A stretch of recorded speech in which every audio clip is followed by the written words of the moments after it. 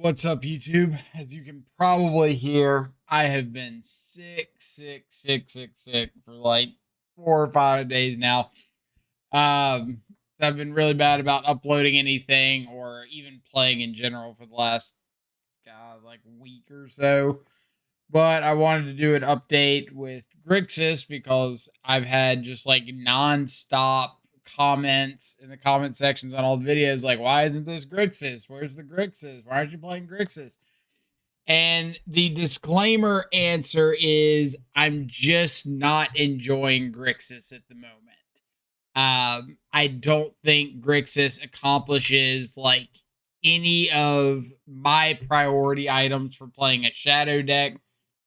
Like it doesn't close out games quickly when you've gotten to a stable board position. It doesn't answer a lot of the things that you have to answer in the format because all of your answers are so situational. You don't have that ability to like hard counterspell something, and you're really relying on playing like a mid range ish game to kind of out tempo your opponent.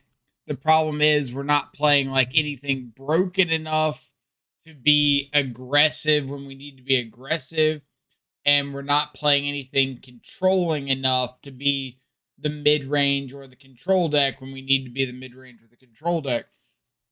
So we're in this really like awkward limbo between a bunch of archetypes. Like we're not as broken enough uh turn one scam a grief, but we're not as go long enough to deal with like Teferi into Omnath into Fury, Solitude, whatever. So that's been my issue with Grixis. Like it'll show up every now and then with some 5-0 results, and that's kind of cool. But it hasn't been consistent enough of a player for me to really get behind. But we're hoping to change that. So if you haven't seen, I don't know their MTGO handle, but GN exists on Twitter. Came in top 4 of one of this past weekend's modern challenges with Grixis. So as soon as I saw that on Twitter, I was like, all right, well, we'll give it a shot. The only change to their list that I made is I cut one thing out of the sideboard for one copy of Alpine Moon. It might have been second Stern Scolding, I can't remember. But it was just because Tron was so prevalent at the Pro Tour this weekend that I was kind of like expecting to run into some Tron in the leagues. But that's the only change that I made. Otherwise, they've got some cool ideas like 2 Bowmasters in the main, 2 Croxa, which if you have ever watched any of my Grixis streams, you know that I hate Underworld Breach with a passion and am a huge supporter of Croxa. So I was really glad to see somebody else doing really well with Croxa, or somebody in general doing really well with Croxa, because I felt like that was a little bit of validation for not liking Breach. But Croxa does get back to that idea of you need to get the game over with. Like Breach, you're going to have a lot of times that you value Breach and you get like a few bobble draws and maybe you kill something, get a threat back, and it feels really good. But Croaks is the thing that's like, all right, you were alive and now you're not alive anymore. And ultimately, that's winning a game of Magic. Like, all right, if you play a lot of blue white control, you're going to want to cover your ears because I don't think you can handle this truth bomb I'm about to drop on you. Drawing 10 extra cards is not winning a game of Magic. You might put yourself in a position to have a really good chance to win or a really low chance of losing, but the game is not officially over just because you have 7 more cards than your opponent. So let that sink in, let it permeate into your soul. The game is over when your opponent has 0 life and doesn't have a uh, what's it called, Platinum Angel style effect out, or they draw a card with no cards in their library, or they have 10 poison counters. So just keep that in mind. But other than that, most of the main's pretty stock. 4 iteration, 4 drown. They went up to 2 spell pierce and a spell snare. Not a huge fan of spell snare, but we'll see how it goes. 4 Thoughtseize, 4 Shadow, 4 Channeler, 4 Ragavan, 2 Bolt, 4 Unholy Heat. The 2 extra Bowmasters, I think, became like the Spell Snare and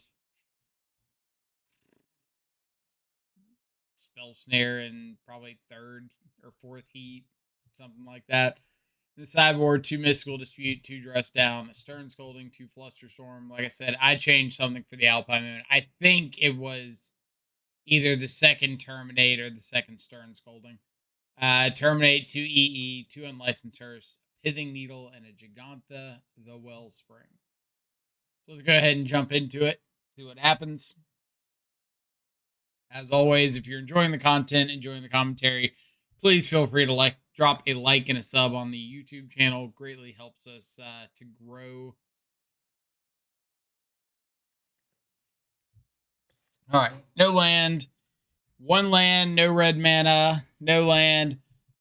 So the joy of Moto, just like multiple unkeepable hands. Like I think we saw 3 no landers in those 4 mulligans. Can't do anything about that. So what we're going to do here is employ a strategy. You may have run into it once or twice. I don't know. If you're on Tron, this doesn't really work out. But if you're on a mid-rangey deck like Grixis Shadow, you have this fantastic opportunity that not a lot of decks get because you cannot win on 3 cards, especially when your opponent keeps 6. Sorry. Maybe there was that one time in 1996 that you mulled to 3 with your fair mid-range deck and you won, or you're playing Ren and 6 and you mull to land, Ren. Awesome. With Grixis Shadow, that's not the case. So we're going to employ a tried and true strategy called not doing a damn thing. What we're going to do is just sit here and pass over and over again until we have figured out what our opponent is on. And then we'll just go to sideboarding with that information. They're not going to know what we're on. We're going to know what they're on. So at the moment, blue fetch, no companion, blue-red land. So I'm expecting Murktide of some variety. Consider I'm not going to play out the Channeler. Like, we've drawn reasonable, so it's almost a spot where I could play out a land and the next turn, like Channeler and Thoughtseize. But then my opponent plays a Goblin Electromancer, and now I know I'm up against Storm. And that was critical information to pick up, because I'm going to play this matchup 100% differently than I would if my opponent was on blue-red Murktide. But now they don't know what we're on. So boarding out some of the spot removal, not a lot of it, but a couple pieces. Lightning Bolt is better than Unholy Heat because Bolt's going to kill a Brawl whether you have Delirium or not. Board in like the Mystical Disputes, the extra counter spells like the Fluster Storms from the sideboard.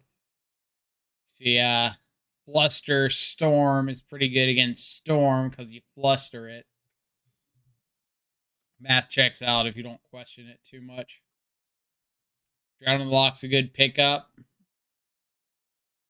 So we've got the ability to fight over a Brawl or an Electromancer. Hallowed Fountain's pretty interesting.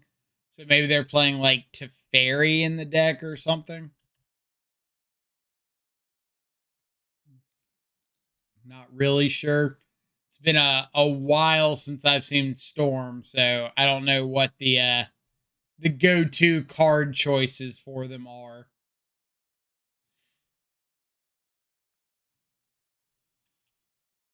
But if we're talking about one of the all-time better matchups for Grixis Shadow decks, Storm has got to be like pretty high up on the list. between the hand disruption, the clock, the counter magic. Like, you kind of have everything that Storm doesn't want to deal with. Fire off this spell snare, so now we get to hit them for 7 down to 3. If we find a fetch land, it's lethal. But if we don't, we just hit them for 7 down to 3, and we've got double counter spell up. So, feeling relatively good.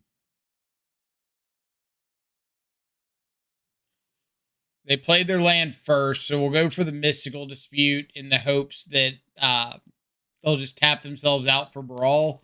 But instead, they Pyretic Ritual to pay for the Mystical Dispute. So since I know they're tapped out here, they've already played their land, I can just counter the Manamorphose, and then I would have a lethal attack in next turn.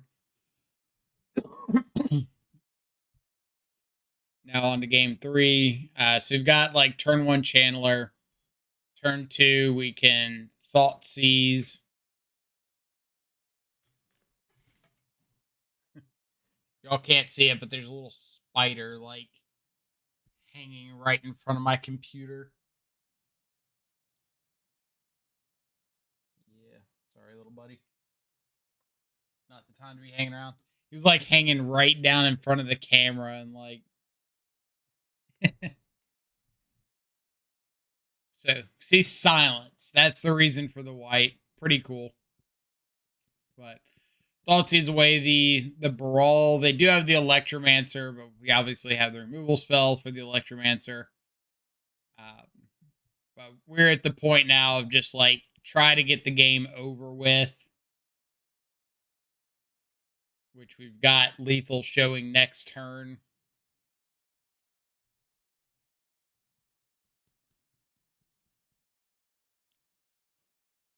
If they want to silence, it's pretty much just delaying the inevitable. Fire and Ice taps down Shadow, which means we get in for 6.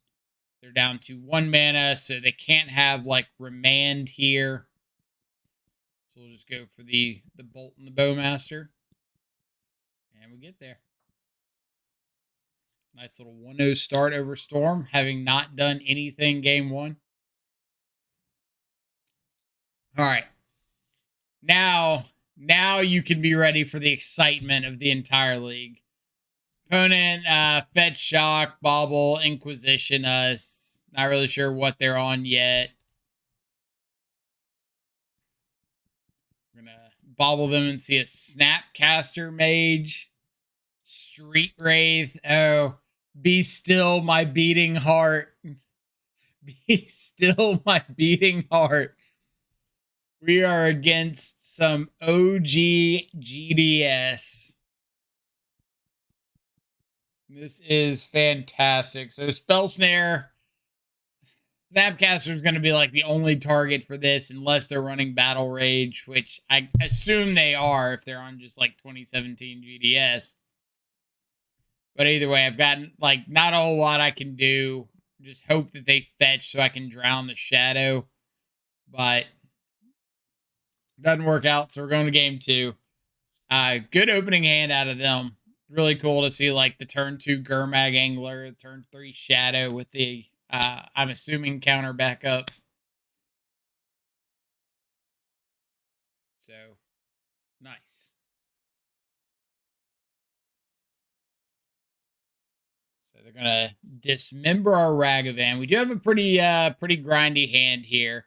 And then our opponent doing like nothing relevant on turn 2 means we're probably going to get to resolve an expressive iteration. We'll go ahead and play the land first. I know it's like sacrilege, like, oh, don't play your land before the iteration, but I'm not about to get my iteration soft stubbed. So we're going to play the land first. I've got enough like live spells in my deck that I feel I can probably hit one. An opponent missing their 3rd land drop. So if they have a Gurmag Angler, they could play it out and hold up a stub. But there's always just a chance they don't have a Gurmag Angler. Then here we'll get down to a couple threats. I don't like the idea of playing out, again, playing around soft stub here. I don't like the idea of playing out like Channeler Shadow here, because it just puts us in a position where if they have something like engineered explosives or even just like double bolt for the 2 shadows, like I kind of gave up a whole lot of resources for that. So like we see here, they have the engineered explosives. If I had played out the double shadow, we would be in a horrendous position here. So a shadow of their own. Croxa just to try to lower the chances of a counter spell. If their last 2 cards are like stub, so be it. But alas, they were not. K-Command ditches our Gigantha, gets back their shadow. I do want to point out a pretty interesting line here. So I'm passing to my opponent's turn. I've just gotten Croxa. They're empty-handed. They got the shadow out. The shadow's lethal. I'm passing to their turn. Now, I have a potential line of if my opponent attacks, I block. Well, I have to block and then Unholy Heat the shadow to kill it. The downside to that is if I Unholy Heat the shadow and they have a counter spell, then I'm on the back foot. Like, I've got to escape the Croxa. They have a shadow attacking in for lethal. And I'm now like really, really on the defensive. Or if they have like a second threat, I'm in really bad shape, like a second shadow. Gurmag Angler, not so much, but if they have a removal spell, I'm dead regardless. I can't beat a removal spell. But I can beat a counter spell by Unholy Heating their shadow on their upkeep. So that if they want to attack, we're going to trade. I'm going to get back the Croaks on the empty board. If they don't attack, like they're not here, I get to go to my turn. I get to make the attack, get the card out of hand. They have to block, which means I just get back a Vigilant Croxa against an empty hand. So like here, they discard, block the Croxa. Awesome. I get back Croxa again, and I get to play out the shadow out of hand.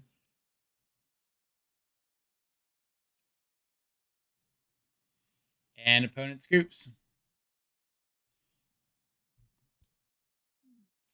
So it was I thought a pretty cool line there to go after the upkeep Unholy Heat that didn't even kill the shadow. Just because like it doesn't change anything that we're dead to, but it makes counter spells significantly worse. And it makes the attack significantly worse. All right, so opponent goes for EE on 1. We say, cool, we'll attack into it. I guess I'll just make the point while this game's going on. Don't avoid chip damage against shadow decks. Like, I played a match. I don't know if it's in...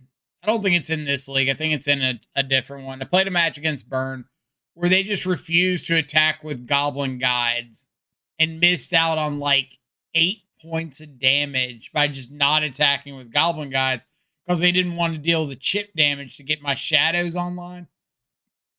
Look at the case of where we're at on our side right now. I'm at 11 life. My opponent hadn't damaged me at all. I've got 2 more fetch lands. Like, I'm going to get shadow online. There's not really a reason to be defensive and like hold back your damage against a deck that's built to get their life total below 13. Like, all you're really doing is giving the shadow player more control over their life total. All right. So we see Tasigur. For whatever ungodly reason, my comment section is obsessed with Tasigur. Do not play Tasigur. It's bad. It is not a good Magic card in 2023. If you really want Delve threats, just play Gurmag Angler. Like the 4 to 5 power is a significant difference. And when I say significant, I mean like not being able to attack through wall of roots is one of the stupidest things I've seen. Or what's I don't know. There's 100 reasons not to play Tasker. It is just not worth it. Like, you're not going to be activating Tasker some insane amount of times. Um, Even if you do, like, the bad stuff you get back is not worth it. So, the attack from the Shadow here before they play to fetch makes me think either Street Wraith or Dismember. And I definitely don't want to give up double Shadow to block their Shadow. So my thought is it's probably Dismember. So if I don't block, they dismember one of my threats. Their Shadow grows to lethal. They kill me. So I have to block. I don't want to block with a Shadow and let them dismember my second Shadow. And then all of a sudden I lose all my Shadows and I'm down to just a Ragavan. So instead I just throw the Ragavan in front of the Shadow. So if they dismember one of my Shadows, eat the Ragavan, I still have a Shadow around. I'm still in like reasonable position. I maybe could have made an attack there with one. Because I don't have to fetch and shock. Like, I can just deal the 5, and that's fine. And then they attack back with Shadow. I chump with a Shadow. I can fight over Dismember. It's, like, safer to not attack, but I don't think attacking is unreasonable. Like, here's the Dismember. I go for the Spell Pierce to try to get them to tap out so that then I could Flusterstorm, trade Shadows. But they have Stub and then second Dismember, which is pretty okay with me because I just get like both Dismembers and a Stub out of hand. Now they have to block my Shadow. Since I drew this Drown, I get to kill their Shadow and play out Giganta. I have not seen Lightning Bolt out of them, so I'm kind of assuming they just don't have that. I haven't seen Kroxa either, and with all the Dell threats, I doubt they have it.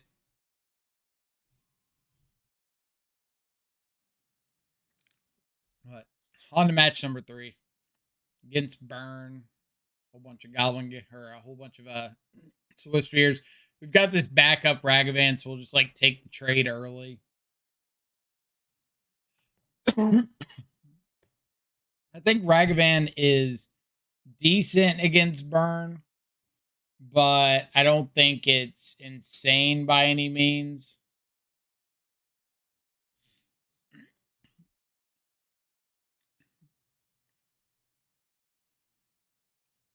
Get the last card out of hand, get Croaks into the yard.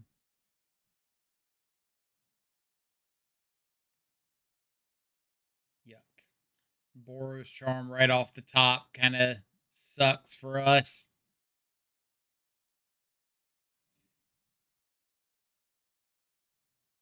Now we're dead to any burn spell.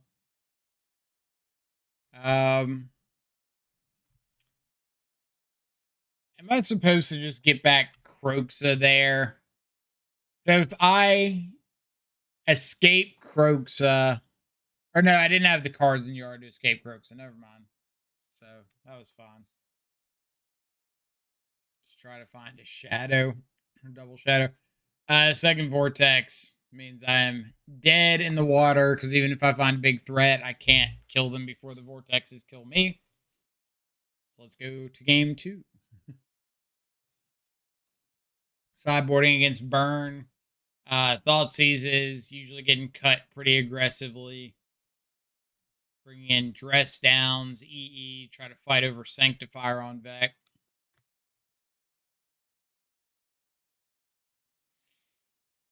Alright.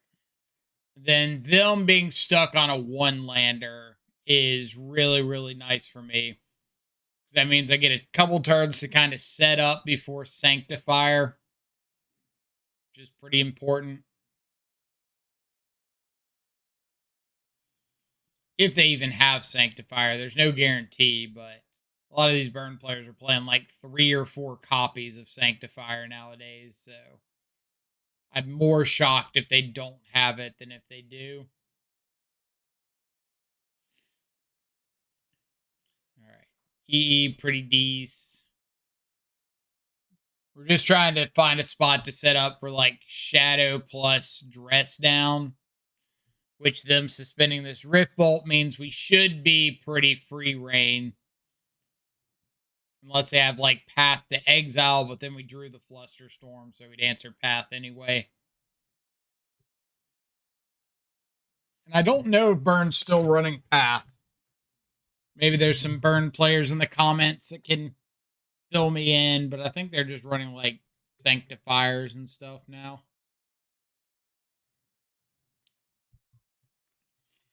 I did say trim on Thoughtseize. I don't like cutting all the Thoughtseize against Burn. I do think it's really, really nice to like have information on what your opponent has available at pretty much all times.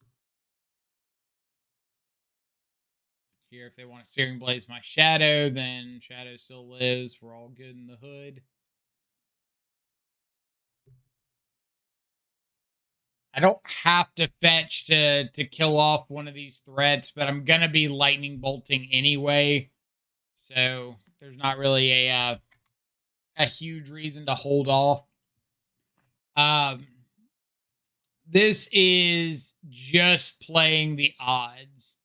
So I know my opponent's last card is Boros Charm. And I could probably... No, I have to manage my life total a specific way. If I had fetched and shocked... Let me think if I had thought about this a little bit better. So I got the mountain. If I had fetched and shocked a Steam Vents, I'd be at 4 life right here.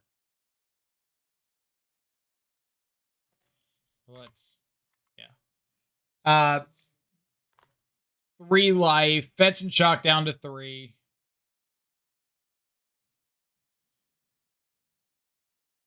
So yeah, I actually had a better line available. So what I did was I fetched up a mountain, bolted them, because I have the ability to navigate my life total down to 1 here and attack them for 12 and put the Roiling Vortex trigger on the stack to kill them. The problem is the way I went about doing this was I Thoughtseized away the Boros Charm, which we'll see here. Thoughtseized away the Boros Charm, shocked in the Watery Grave, and attacked with a Shadow to put them down to 1. And so they get to crack the Sunbaked Canyon, and I'm dead to exactly Lightning Bolt off the top of their library. And I should have played out the Bauble. Or no, I shouldn't play the Bauble because of the Vortex. What I should have done is the end of their turn, I should have fetched and shocked a Steam Vents and bolted them. Untapped. No Thoughtseize. I would be at 3 life instead of 5. Shock in a Steam Vents, attack them for 12 down to 1, and pass the turn. Leave them with the Boros Charm because I've got the Drown in the lock. So they put Boros Charm on the stack. I Drown in the locket. They can't crack Sunbaked Canyon. They can't do anything. It's guaranteed lethal. I gave my opponent an out here that I didn't have to give them because I didn't think about the life total as I was fetching the mountain. I was planning on like bolting a creature, and then I thought, oh, well, if I bolt them, I can potentially put them down to 1 and put them dead to the Vortex trigger. So that was a punt on my turn, or my part, that thankfully didn't come back to bite.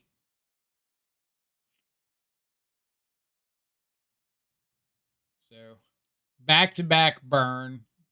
Here, I'm more interested in the second land than I am a Spell Pierce. So they're going to Rift Bolt me and suspend or Rift Bolt, suspend a Rift Bolt, and Lava Spike me. To pierce a Vortex for what it's worth. There's the second land. Okay.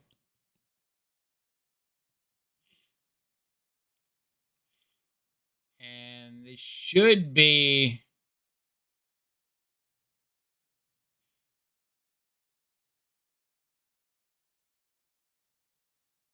I wonder if I'm supposed to Croxa here. I probably am.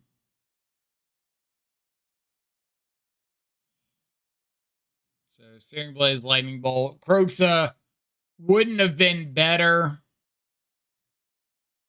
but maybe it was still the right call.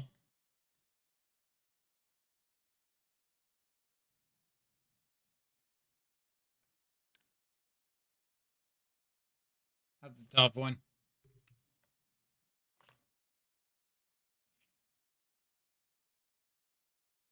Like, I think at this point, I'm kind of playing too defensively with holding up this Drown in the Loch.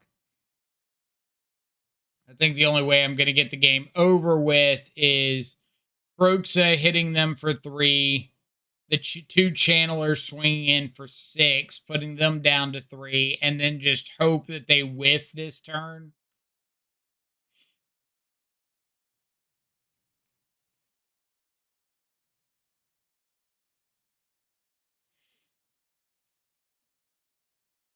Like, we would have beaten the Vortex, and then we would have drawn the Drown to beat the Skewer. So it would have been the same result, technically. But I think I probably got a little too passive in that, like, one turn. Like, I need to get Delirium online and get the game over with, because if I'm just sitting on the double 1/1 channeler and holding up Drown, then there's no guarantee I get Delirium online, and they can just, like, overrun me from there.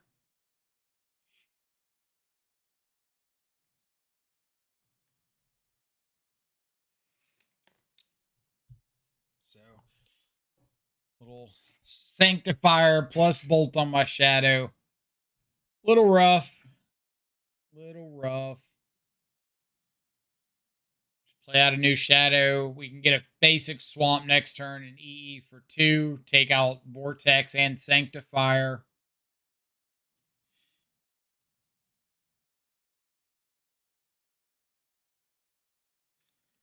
Little Goblin Guide.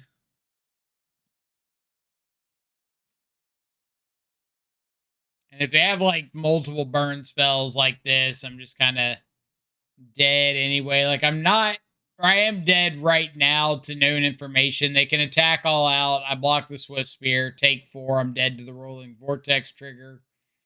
But I think they just have, they just have a second 1-mana burn spell. I think if you're planning on playing a lot of Modo, I've been seeing such an ungodly high amount of burn recently that you need to have a solid plan against it. Like here, double Bolt, double Sanctifier. If our deck wasn't so weak to Sanctifier, this would be like a horrendous hand out of our opponent. But it kind of gets what's the word? Exemplified? No. Like, it gets blown out of proportion by the fact that, like, they didn't have a fetch land, so I couldn't Drown in the Loch the Sanctifier. And now I'm just staring down 2 unblockable 2/2s, essentially. I should just trade with the Goblin Guide here.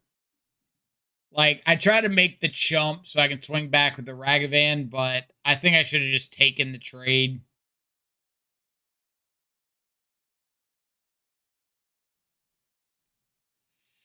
That way I could start maybe holding up Drown or something and trying to fight over some stuff and dig to EE or Dress Down.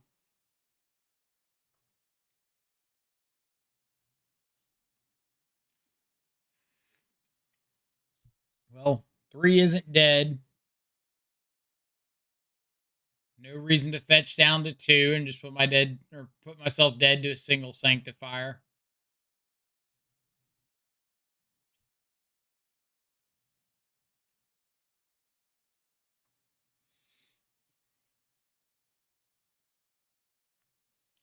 So this would be, I guess, on the draw against Burn, Stern Scolding looks a little bit better. Not great because you still have to like fetch and shock to Stern Scolding, but looks okay. I still think Basic Island's better than Basic Mountain, but you know, that's kind of minor.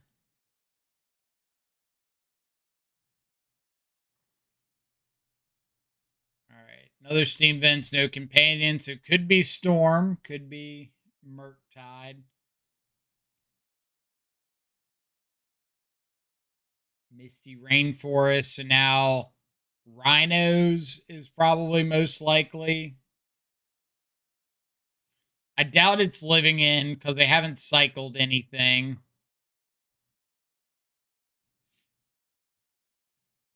It's going to sit on my fetch land so I can't get like iced down. Ketria Trio means it's almost assuredly Rhinos, and then like Suspend the Crashing Footfalls pretty well gives it away. And here we'll just take the opportunity to get Kroxa in the yard. So we can Spell Pierce to fight over a copy of Crashing Footfalls. And then if they do end up resolving one, we've got double Unholy Heat to clean up the Rhinos. So I feel pretty good in the face of just some derpy dudes. Go ahead and escape Kroxa, put the pressure on. Unfortunately, they do have a subtlety here, which was not on my radar. I figured that would be like out of the sideboard. I wasn't really expecting subtlety in the main deck. And then Charlotte's Agent, tack it in. Unfortunately, this time with the Rhinos, they do get the Rhinos after we've exiled our yard to escape Kroxa. Maybe I could have been a little more passive with just Expressive Iteration last turn instead of escape Kroxa. But I really think that I wanted the Croaks on the battlefield while they were tapped out and they couldn't like Force of Negation or Mystical Dispute it, but I was not expecting subtlety there. And then as soon as I subtletied, I probably should have just put the Croaks on the bottom. Dash Ragavan, try to get the Murktide block so I could have up the double Unholy Heat, but then they dismembered. So Dismember is another card I have never seen out of Rhinos. So I'm just running into all sorts of interesting plays this league. The main deck, Subtlety, Dismember.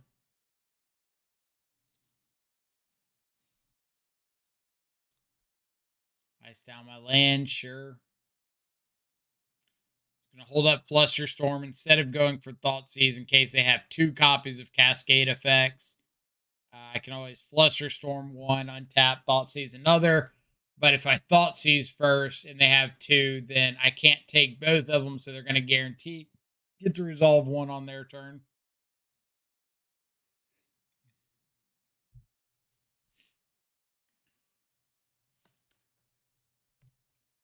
Don't really need a second copy of Thoughtseize. So they've got Dead and Gone, two Force of Negations, a Mystical Dispute. Very, very reactive hand. Luckily, Flusterstorm like does a lot of work against Force of Negations and Mystical Disputes.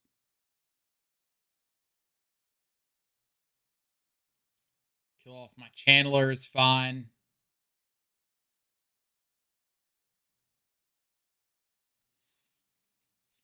We're just out here digging for a threat. I'll fight over the Mystical Dispute because if they want to like go completely empty-handed to Force of Negation this, I'm pretty okay.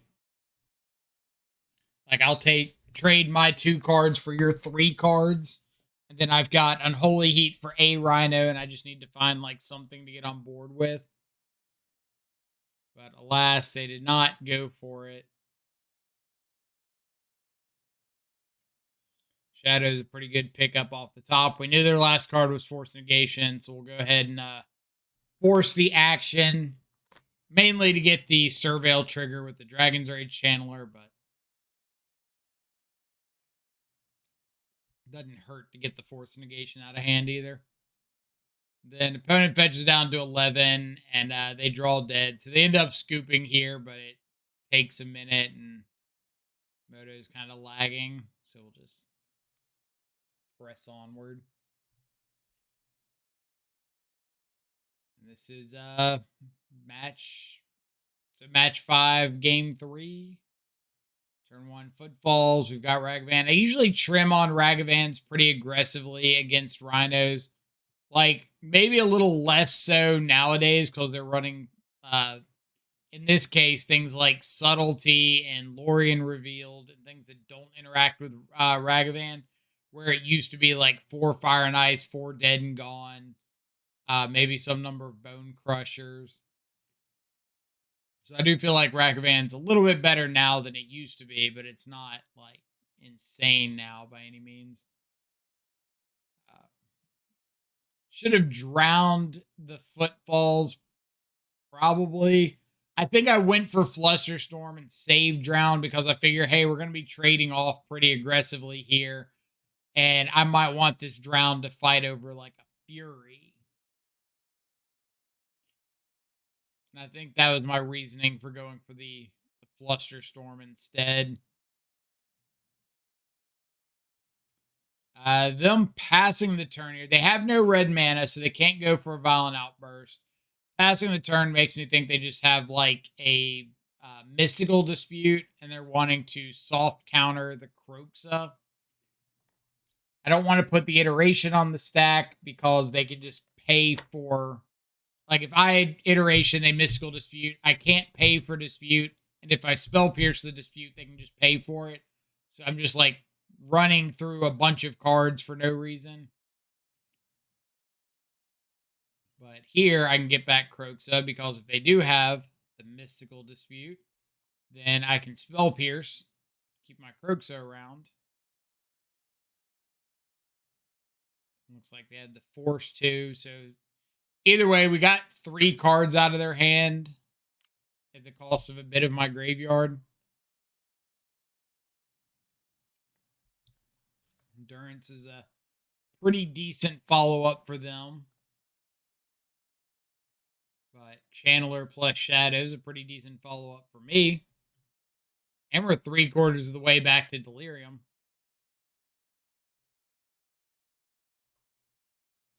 I do have some Rhinos, but we are outgrowing Rhinos at the moment, so that's positive.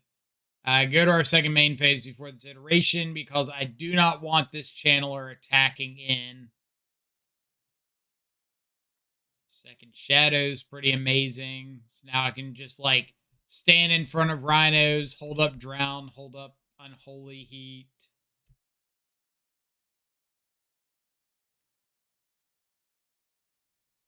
They have 1 unknown card in hand, and we have plenty of fuel. So I flip over Delirium. I'm okay flipping over Delirium on my first main phase here because if I do, I just get to Unholy Heat the Endurance. And if I don't, then I'm back to the same like kind of holding pattern. But I'm really just trying to find an opening to like get an extra threat or counterspell some big payoff to get them empty-handed. Like, let's say they play 5th land, hard cast Lorien Revealed here. Then I could just counterspell the Lorien Revealed, untap, and then have kind of like free reign to attack. But as long as they have a card in hand, I have to somewhat respect it.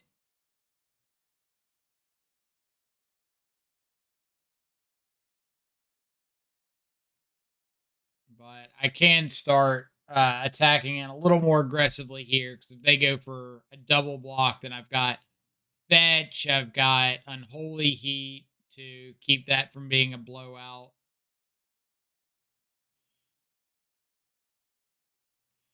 I could counterspell the Rhinos right here, but I think this is a fairly decent lesson from playing like Demir so much. Is I don't need to counterspell this this crashing footfalls here because I've got heat on a Rhino. I've got 3 shadows that are all bigger than the 3 Rhinos. I'm gonna untap and have like expressive iteration plus drown and lock. Like I've got so much going on.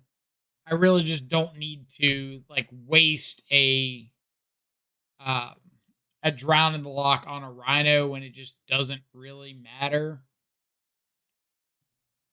I think drown in the lock is way more effective right here, being able to fight over a bounce spell or something like that that could potentially kill me, as opposed to just fighting over Rhino on the stack. I also could have gotten Croxa there. I don't think Croxa matters. Like, I think having this double drown in the lock against one spell and then drawing a second spell is significantly better for me. This means that my opponent has like no outs, where if I go for the Croxa and play that out, then maybe they have an instant in hand. They can deal with a shadow, like ice down a shadow, something like that. And I put myself in a pretty bad position. But here I've got double shadow and a Dragon's Rage Channeler blocking. They have to do something or they're dead on the crackback. I've got double counterspell to fight over any 2 spells they can have. If they have like an Odawara, I can kill the Rhino that would be attacking into the shadow they're bouncing. Like, kind of got it all. So they go for the bounce spell. You do need to be careful of your fetches here. So I can either get basic, but that doesn't let me cast double drown and lock. So one of these fetches is going to have to shock. So I'm at a virtual 4 if I need to double drown. With the other fetch, I'm down to 3, plus the trample from the Rhino over the Dragon's Rage Channeler puts me at a virtual 2. So I can't double fetch, double shock, or I'm dead to the trample. So one of these has to get a basic. If I get the basic swamp off one, I can fetch and shock off the other, put myself at 3, which is fine.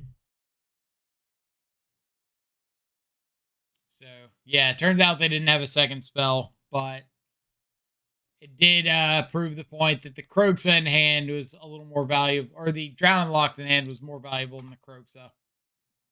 Especially at a point like that in the game where you kind of have everything wrapped up. No. Let's just start over. Stop. We paused. All right, good.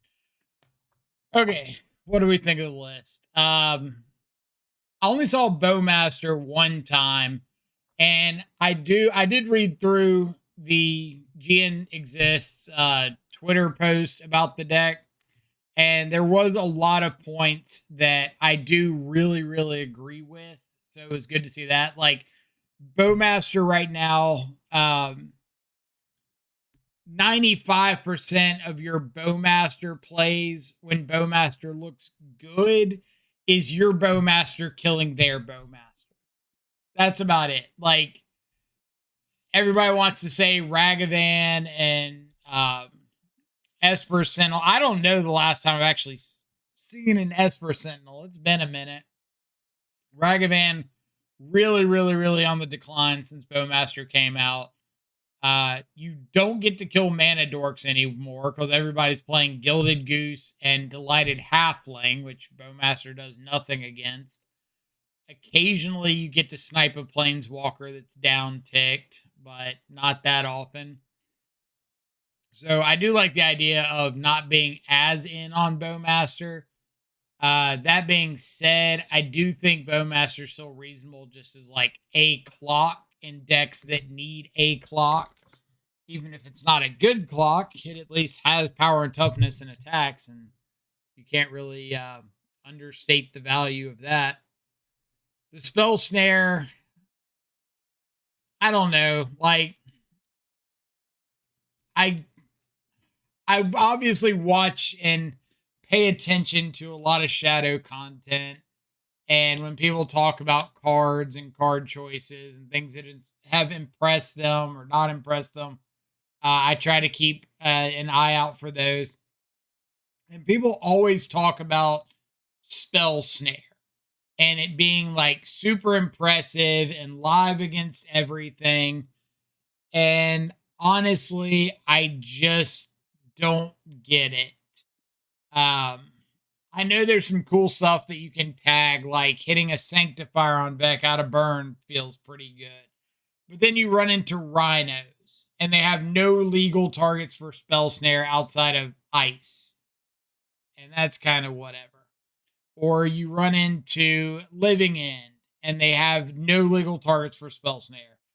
The Omnath pile decks, maybe they're running Expressive Iteration.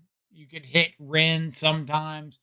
But like you're one of in the 75, the likelihood of having it on turn one on the draw is so low that to me it just doesn't make a lot of sense. I feel like I would rather that be the third spell pierce, like probably 95% of the time. Occasionally you get to spell snare a brawl and it feels good, but you had ways to deal with the brawl anyway, so it didn't really matter. Croxa I thought was good. Croxa like single-handedly beat Grixis Shadow. And then Grixis Shadow, another deck that Spell Snare does not look good against. Might be able to tag a Snapcaster, but the 2017 Shadow variant probably not as prevalent as the newer versions. But Croxa single-handedly beat Grixis. We saw it against Burn, but we didn't get like full scale Croxa action. But I do think it's better than Underworld Breach against Burn. And we saw it against Rhinos. I don't think it won against Rhinos, but it did create a very awkward situation game one where they had to subtlety it. Ragavan was fine. We didn't play against a single Bowmaster deck. So, like, Ragavan, when you don't play against Bowmaster, is really, really good. But with how popular, like, Scam is right now, Scam and Burn, so Sanctifier and opposing Bowmasters, I'd be pretty low on Ragavan. Channeler was okay. In the sideboard, we didn't see Tron, so my Alpine Moon move was pretty unwarranted. Pithing Needle has been kind of overperforming for me recently. I've seen it against the Samwise combo decks and Yawgmoth several times. Like, I had a match against Yawgmoth with Demir. I was running 2 Pithing Needles in the sideboard. And game 2, I saw both Pithing Needles named Yawgmoth and Grist. Won that game, and then went to game 3 and saw double Pithing Needle again, naming Yawgmoth and Grist, and won that one. So it was pretty funny. Very, very cool to see that work out. Because especially with the lighted Halfling now, that matchup's gotten significantly worse. For a minute there, you could just like Bowmaster, shoot down their Mana Dork, and then counter the Grist, untap. But now you just have so few ways of dealing with Halfling. But yeah, I hope you enjoyed the video. As always, have a link to the Twitter, Twitch account down below, the deck list, if you want to check that out. Otherwise, hope y'all have an awesome rest of your day. Stay safe, enjoy some good food and company, get you some good cold medicine, because Lord knows it's running around. But I'll catch y'all back live later. Adios for now.